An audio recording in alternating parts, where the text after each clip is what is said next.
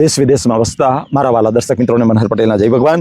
મિત્રો, ભયંકર ઉનાળો શરૂ થઈ ગયો છે અને ઉનાળાની અંદર મિત્રો જેમ બને એમ વધારે પાણી પીવું, જેનાથી આપણી બોડી એ રિહાઇડ્રેટ થાય. જો ઉનાળામાં પાણી ઓછું પીશો અને જરૂર પૂરતું પાણી નહીં પીવો તો યુટીઆઈ એટલે યુરિનરી ટ્રેકનું ઇન્ફેક્શન લાગવાની બહુ જ ચાન્સીસ છે ને, એની શક્યતા વધી જાય છે.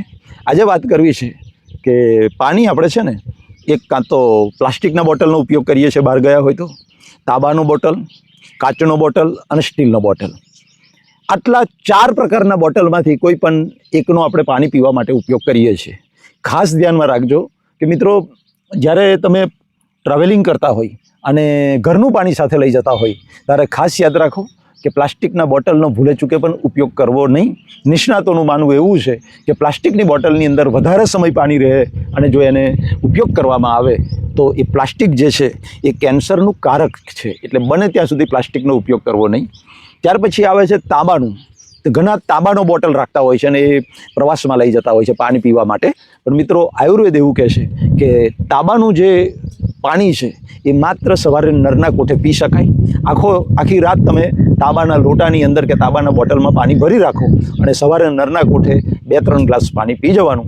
પછી આખો દિવસ પીવાની જરૂર નથી. એનું કારણ તમને કહું કે તાંબુ જે છે ને એ પાણી જ્યારે એમાં રાખવામાં આવે છે લાંબા સમય માટે, 2-4 કલાક માટે, ત્યારે એના સૂક્ષ્મ જે કણો છે તાંબાના, એ કણોને શોષી લે છે. એટલે મિત્રો, જેને કોપર એક મિનરલ્સ છે, આપણા શરીરની અંદર પાચન શક્તિ વધારવાનું કામ કરે છે, એન્ટીઓક્સિડન્ટ એ કોપર કામ કરે છે.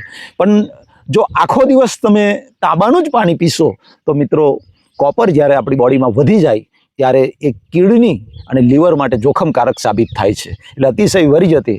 એટલે તાંબાનું પાણી પણ લિમિટમાં પીવાય. જો તમે સવારે 1 લોટો ભરીને તાંબાનું પાણી પીવો છો તો આખો દિવસ તમારે તાંબાનું પાણી પીવા જરૂર નથી. એટલે તાંબાની અંદર એન્ટીઓક્સિડન્ટ છે, ઇમ્યુનિટી આપણી બૂસ્ટ કરે છે, પાચન શક્તિ પણ વધે છે. પણ 2-3 ગ્લાસ તાંબાનું પાણી 24 કલાકમાં પીવાનું. આખો દિવસ પીશો તો જો કોપર વધી જાય તો કિડની પર લોડ વધી જાય એનો, એટલે કિડની પર ઇફેક્ટ થાય, લીવર પર પણ ઇફેક્ટ થતી હોય છે. તો અરે એની વાત. હવે એક સ્ટીલની વાત કરું કે સ્ટીલનું જે છે, હા, એના પહેલાં કહી દઉં કે તાંબાના બોટલની અંદર ક્યારેક ખટાશવાળી વસ્તુ, લીંબુ શરબત છે, પછી દૂધ પણ એમાં નહીં, એમાં રિએક્શન આવે છે. તાંબા સાથે રિએક્શન આવી અને દૂધ તમે નાખો ને તો દૂધ ખાટું થઈ જશે. લીંબુ શરબત ખટાશ આવે, એટલે ખટાશ જે છે એ અંદર તાંબા સાથે એનું રિએક્શન થાય, એસિડિક રિએક્શન થઈને એમાંથી ક્ષાર પેદા કરે છે, આપણા શરીરને નુકસાન કરે છે. એટલે આ 2 વસ્તુ તમારે અંદર નહીં. છાશ પણ અંદર તાંબાના બોટલની અંદર ભરવી નહીં મિત્રો. તો તાંબુ. ત્યાર પછી આવે છે સ્ટીલનો બોટલ. સ્ટીલનો બોટલ છે મિત્રો, એમાં એની ટાઈમ તમે વાપરી શકો છો. બહાર જતા હોય, પ્રવાસમાં જતા હોય, સ્ટીલના બોટલમાં પાણી ભરેલું હોય અને એ ઠંડુ રહેતું હોય તો તમે આખો દિવસ સ્ટીલના બોટલના પાણીનો ઉપયોગ કરી શકો છો. કારણ કે એમાં કોઈ પણ પ્રકારના ક્ષાર કે મિનરલ્સ કે અંદર કાટ આવવાનો કે આવો કોઈ પ્રશ્ન રહેતો નથી.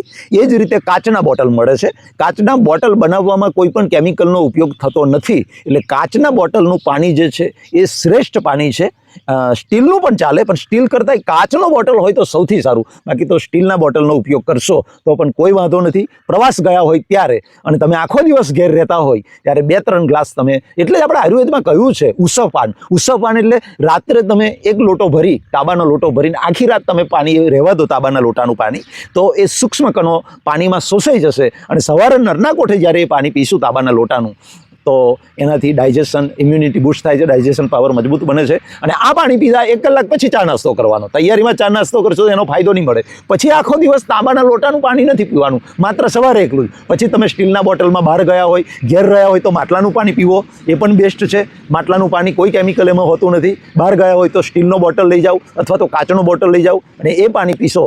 સ્ટીલના બોટલ, કાચના બોટલનું કોઈ નુકસાન થાય નહીં. તો મિત્રો, અને પ્લાસ્ટિકનો બોટલ હું તો ના જ કહું છું યાર. બજારની અંદર જે પ્લાસ્ટિકના બોટલ મળે છે એ પાણી ક્યારેય પીશો. હા, લગ્ન પ્રસંગ હોય, કોઈ પાર્ટીમાં ગયા હોય અને પીવાનું થાય તો એકાદ વખત તમે પીશો ને તો કોઈ વાંધો આવે નહીં. પણ 24 કલાક જો તમે પ્લાસ્ટિકની અંદર રાખેલું પાણી, પ્લાસ્ટિકના બોટલમાં અથવા તો પ્લાસ્ટિકના જગમાં રાખેલું પાણી 24 કલાક પીશો તો મિત્રો, એ નુકસાન કરતા છે.